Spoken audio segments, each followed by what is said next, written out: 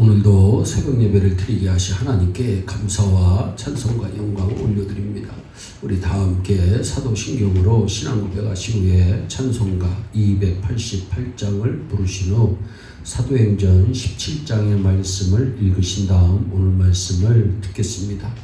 저는 오늘 사도행전 17장 중에서 1절로부터 9절의 말씀을 통해서 은혜 받기를 소원합니다. 오래전에 크리스찬 투데이 잡지에서 뒤틀린 가치관이라고 하는 특집을 실은 적이 있습니다. 당시 가장 유명한 가수인 엘비스 프레슬리가 1시간 노래를 부르는 것이 미국 대통령의 1년 월급과 같고 대법원장의 3년간의 월급과 같다고 비교했습니다. 다시 말해서 현대인들은 생명이 없는 일, 무가치한 일에 많은 것을 지불하고 가장 가치 있고 영원한 것은 없인 여기는 가치관의 혼돈 속에서 살고 있다는 말일 것입니다. 그래서 오늘은 사도행전 17장에 있는 말씀을 중심으로 우리들의 가치관이 새롭게 정립되는 시간이 되기를 진심으로 원합니다. 오늘의 말씀을 보면 이 세상에는 세 가지 종류의 사람들이 있는 것을 보여줍니다. 8절에 보니까 그냥 무리가 있습니다. 세상에는 이런 사람들이 가장 많습니다. 그러나 이들은 있으나 마나에서 아무런 영향을 주지 못하는 사람들입니다. 물에 술 탄 듯, 술에 물 탄 듯한 사람들입니다.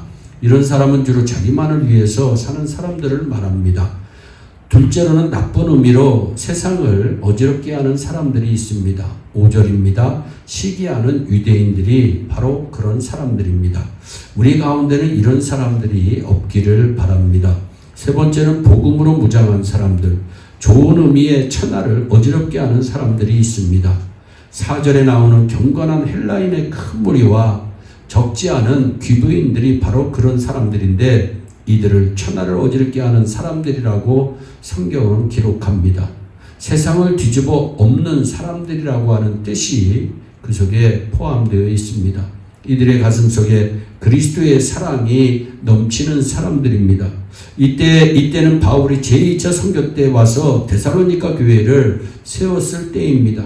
사람들은 바울과 예수 믿는 사람들을 세상을 어지럽게 한 사람들이라고 말했습니다. 당시 바울이 세상을 어지럽게 한 것은 3절에 나오는데 한번 3절을 보세요. 크게 세 가지였습니다. 내용이 무엇이냐? 첫째는 십자가였습니다. 그래서 그리스도가 해를 받고 죽은 자 가운데서 둘째는 부활이었습니다. 다시 살아나야 할 것을 증명하고 셋째는 예수는 그리스도이라는 것입니다. 다시 말하면 그리스도의 왕권이었습니다. 이 세 가지를 한마디로 표현하면 복음입니다. 복음.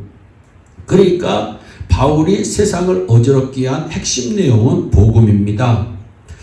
또한 본문에 보니까 이 복음에 대해서 반대하는 세 종류의 계층이 있었음을 설명하고 있는데 5절입니다. 첫째는 유대인이요, 둘째는 괴약한 사람들, 셋째는 백성이었습니다. 이들의 공통점은 시기였습니다. 인간의 행동은 언제나 두 종류로 나누어진다고 생각합니다. 사랑의 동기이거나 아니면 미움과 시기의 동기로 인간은 움직이는 것 같습니다. 이들은 때를 지어서 바울과 실라를 선동적이고 반역적이라고 하면서 소동을 피웠습니다. 그러나 수많은 독실한 헬라인들과 귀부인들이 있었다는 것도 우리는 기억해야 합니다. 그들은 숫자가 적지 않았습니다. 또 이들은 영향력이 있는 사람들이고 서로 연합되어 있었습니다. 바로 이들이 교회의 중심 멤버들이고 데살로니가 교회를 이끌어가는 사람들이었습니다. 오늘날 참으로 필요한 사람은 바로 이런 사람들입니다. 그러면 복음으로 세상을 어지럽게 하는 사람들이 되려면 어떻게 해야 될까요? 각자가 위로부터 주시는 메시지를 가지고 있어야 합니다. 이것을 간증이라고 부르는데 이것이 나의 간증이요 이것이 나의 찬송일 때 나 사는 동안 끊임없이 그 주를 찬송하리로다. 288장의 찬송가 가사처럼 우리의 내용이 십자가와 부활과 그리스도에 관한 내용으로 우리는 간증하면서 사는 정말 하나님께서 우리에게 주시는 메시지가 우리에게 있어야 한다. 간증거리가 좀 있는 그리스도인이 되어야 된다는 거죠. 체험이 있는 그리스도인. 또한 하나님의 뜻에 순종해야 합니다. 믿음이란 말을 요약하면 듣는다는 뜻입니다. 근데 이 듣는다라고 하는 것과 순종이라고 하는 단어가 같은 의미입니다. 즉 순종이란 하나님의 요구에 응하는 것을 말합니다. 따라서 순종하면 하나님의 시험에 합격하게 되고 우리를 위해서 예비된 복을 받게 됩니다.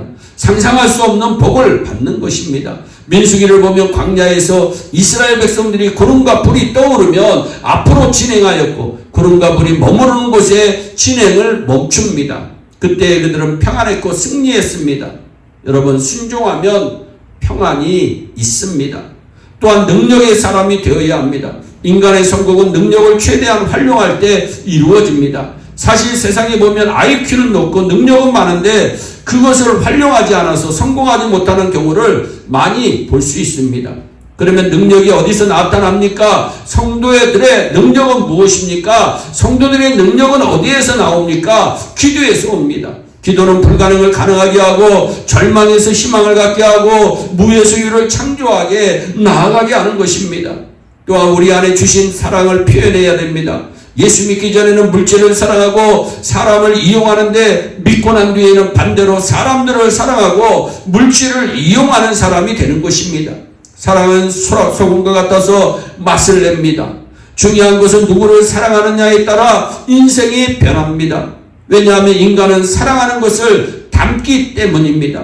예수님을 사랑합니까? 예수님처럼 변하게 되는 것입니다. 돈을 사랑합니까? 돈처럼 변하고 인생이 더러워지는 것입니다. 여러분, 우리는 좋은 의미에서 천하를 어지럽게 하는 사람들이 되어야 합니다.